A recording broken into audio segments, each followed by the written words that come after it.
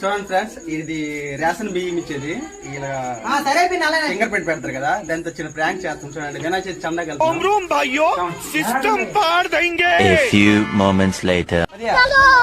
వినాయక చవితి చందా వెళ్తాం కదా, ఇక్కడ తంబే డబ్బులు ఇచ్చి తెలుస్తుంది అందరిలో లెక్క. ఫింగర్ తంబే ఇక్కడ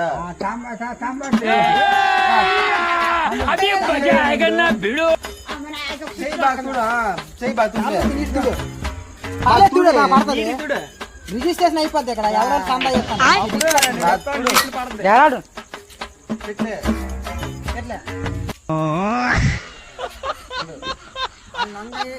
10 పేరు ఏం పేరు? 10 పేరు ఏం